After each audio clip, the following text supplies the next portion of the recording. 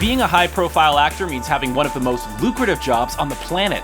Often you'll hear how much a Hollywood star earned for a single movie and turn green with envy. Yes, yes, yes! Robert Downey Jr. is said to have earned between 40 and 50 million for each of his last few Marvel Cinematic Universe movies, for example.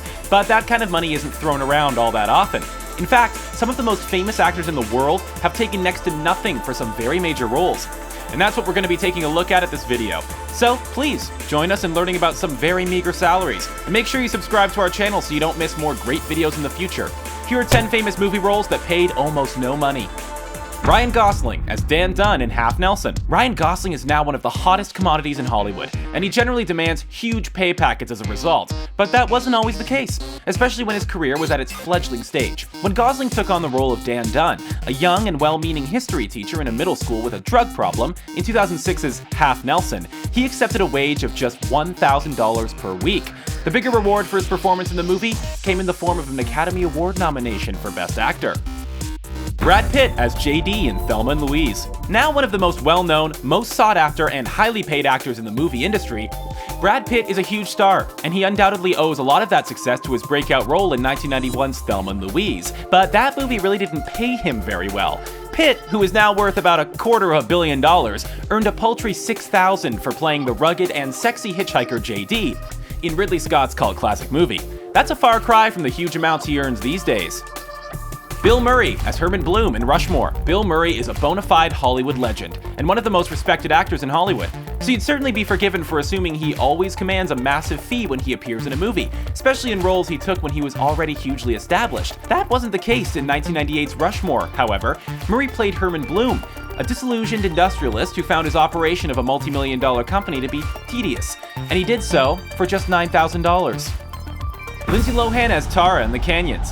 Although she was once the biggest teen star on the planet, earning millions to appear in movies, Lindsay Lohan's reputation plummeted after a plethora of controversies in her personal life. As a result, she accepted just $6,480 to star in 2013's The Canyons in a bid to win her good reputation back. It didn't work, as the film was a massive flop both critically and commercially, and Lohan had to resort to reality television to make her next big buck. Spencer Lacey Ganus as 12-year-old Elsa in Frozen. 2013's Frozen is the highest-grossing animated movie of all time, having brought in $1.3 billion at the global box office. As a Disney animation, it was always going to perform well, so you'd imagine that every actor involved in the making of the movie would have been well paid. That wasn't the case with Spencer Lacey Ganus, however. The young actress spent a day recording the voice of the young Elsa, and she only earned $926 for doing so. She has, apparently, earned a little more in residuals since, but that's still shockingly low for such a high-profile role.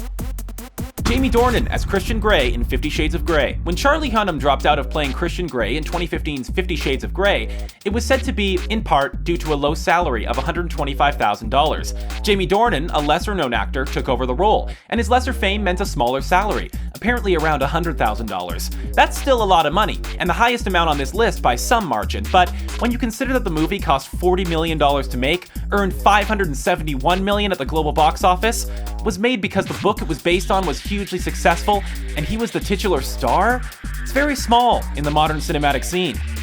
Barkhad Abdi as Abduwali Muse in Captain Phillips. The second highest salary on this list comes in the form of a cool $65,000, but given the circumstances in which that sum was earned, it was actually a pretty small amount. It was paid to Barkhad Abdi for his role as Abduwali Muse, the Somali pirate leader who kidnapped Tom Hanks' titular character in 2013's brilliant Captain Phillips. The movie had a budget of $55 million, and it raked in $219 million at the box office, so it was hardly filmed on a shoestring budget. Abdi was nominated for the Academy Award for Best Supporting Actor, however, which was huge payment in itself for an unknown actor. Jim Carrey as Carl Allen in Yes Man. Jim Carrey was paid absolutely nothing up front when he took on the role of Carl Allen in the 2008 comedy movie Yes Man, and he actively opted for that to be the case, by declining a salary. Instead, Carrey accepted a large proportion of the movie's profits, which, luckily for him, resulted in an extremely healthy $35 million payout. After the film's surprising financial success, as it grossed around $223 million worldwide, you have to give Carrey credit for predicting the movie's commercial success.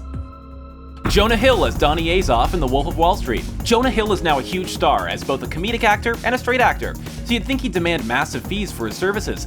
That's not always the case, however. He accepted just $60,000 to play Donnie Azoff in Martin Scorsese's 2013 modern classic, The Wolf of Wall Street.